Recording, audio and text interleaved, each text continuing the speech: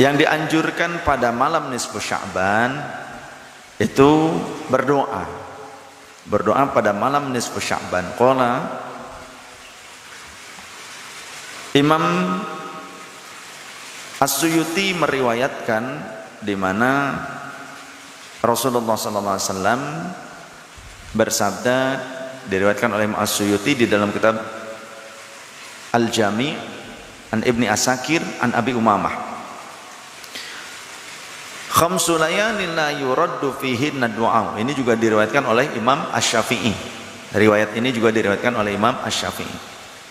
Khamsu layalin, 5 malam la yuraddu fihinna du'a, yang doa tidak tertolak pada 5 malam tersebut, yaitu awwalu lailatin min Rajabin. Yang pertama malam pertama bulan Rajab. Malam pertama bulan Rajab. Wa lailatun nisfi min Sya'ban, yang kedua malam pertengahan bulan Sya'ban. Wa lailatul Jum'ati, kemudian yang ketiga malam Jumat. Seperti kita biasa ngumpul malam Jumat, ini waktu mustajabah. Wa lailatul Fitri, yang keempat malam Idul Fitri. Wa lailatul Nahri, yang kelima malam Idul Adha. Ini dianjurkan memperbanyak berdoa pada 5 malam ini. Kemudian tentang keutamaan malam nisfu Sya'ban, ada hadis yang sahih tentang keutamaan malam nisfu Sya'ban. Banyak keutamaan malam nisfu Sya'ban, dan juga riwayat-riwayat hadisnya banyak. Memang ada yang dhaif, tapi juga banyak yang ada yang sahih dan hasan. Jadi tidak semuanya riwayat hadis tentang malam nisfu Sya'ban itu dhaif, tidak semuanya ya. Banyak juga yang kuat. Seperti innallaha la yattali'u ala jami'i khalqihi fi lailatin nisfi min Sya'ban. Sesungguhnya Allah Subhanahu wa taala memperhatikan seluruh hambanya pada malam nisfu Sya'ban. Fayaghfiru li jami' khalqihi, maka Allah Subhanahu wa taala mengampuni seluruh makhluknya, hambanya yang dimaksud, illa li musyrikin aw musyahidin, kecuali orang-orang yang musyrik dan juga yang saling bertikai terus-menerus tidak berdamai. Kemudian juga di dalam riwayat yang lain, kecuali orang-orang yang menyebarkan permusuhan, provokasi, itu dikecualikan. Cukuplah dari riwayat-riwayat yang kuat kita jadikan landasan tentang keutamaan malam nisfu Sya'ban. Jadi tidak perlu kita membatalkan kenyataan adanya hadis-hadis yang kuat tentang keutamaan dan kemuliaan malam nisfu Sya'ban, hanya karena kita pernah membaca dari internet orang mengatakan malam nisfu Sya'ban hadisnya dhaif dan sebagainya. Padahal Syekh Al-Albani juga mengakui tentang riwayat keutamaan malam nisfu Sya'ban. Bahkan Syekh Al-Albani menyimpan riwayat tersebut di dalam kitabnya yang berjudul Shahihul Jami', kitab yang mengumpulkan riwayat-riwayat yang sahih. Syekh Al-Albani Al-Wahabi, beliau menyatakan sahih riwayat tentang kemuliaan malam nisfu Sya'ban, hadis tentang kemuliaan malam nisfu Sya'ban dan ampunan Allah, perhatian Allah pada malam itu. Hadisnya Syekh Al-Albani menyatakan hadisnya sahih. Itu Al-Albani adalah orang Wahabi, yang orang Wahabi sendiri tapi menyatakan pengingkaran mereka terhadap kenyataan hadis malam nisfu Sya'ban. Itu yang aneh ya. Terus di malam nisfu Sya'ban ada para ulama juga yang memperbanyak sholat sunnah di malam nisfu Sya'ban. Itu kebiasaan yang dilakukan oleh perawi-perawi hadis yang thiqah yang berada di Syam. Ahlus Syam, perawi hadis, para tabi'in, bahkan bagian dari min kibari tabi'in, pembesar-pembesar tabi'in, murid sahabat, ya, seperti Ammar dan yang lainnya, yang melakukan sholat sunnah, memperbanyak sholat sunnah pada malam nisfu Sya'ban. Itu kebiasaan orang-orang Syam, para perawi hadis dari kalangan tabi'in di negara Suriah di Syam. Memang kalau ahlul Hijaz mereka mengingkari, tapi ahlul Syam dan yang lainnya mengakui kebenaran itu.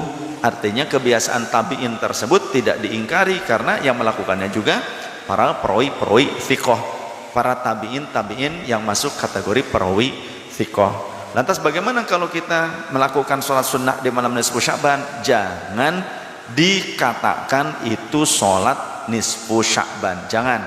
Tidak ada dari Rasulullah sholat nisfu Sya'ban, tapi para tabi'in itu melakukan sholat sunnah mutlak di malam tersebut sebagai bentuk menghidupkan malam nisfu Sya'ban yang begitu mulia. Ya, jadi para tabi'in tidak mengatakan itu adalah sholat lailatin nisfi min Sya'ban. Tidak, para tabi'in tidak mengatakan itu adalah sholat malam nisfu Sya'ban. Tidak boleh kita mengatakan, yuk kita sholat apa? Sholat sunnah nisfu Sya'ban. Gak ada. Tidak ada sholat sunnah nisfu Sya'ban. Akan tetapi kalau memperbanyak sholat sunnah pada malam nisfu Sya'ban ataupun siang harinya sekalipun, mengikuti kebiasaan tabi'in, para perawi hadis yang thiqah dari kalangan ahlus Syam, boleh. Mau 80 rakaat, 100 rakaat, 200 rakaat, terserah, karena tidak dibatasi. Tidak ada keterangan langsung dari Rasulullah SAW yang menyatakan pembatasan, dan pernyataan Rasul ada sholat sunnah khusus malam nisfu Sya'ban, tidak. Tapi para tabi'in ahlus Syam, para perawi thiqah, memperbanyak sholat sunnah di malam nisfu Sya'ban karena menghidupkan malam yang mulia tersebut. Faham ya? Jadi nanti kalau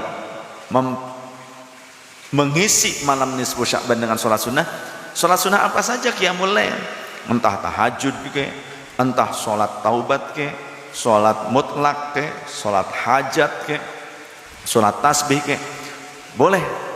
Ya, jadi sholatnya sholat mutlak. Kalau sholat mutlak 2 rakaat salam, 2 rakaat salam, 2 rakaat salam sampai dapat 300 rakaat, boleh silakan. Kata siapa nggak boleh?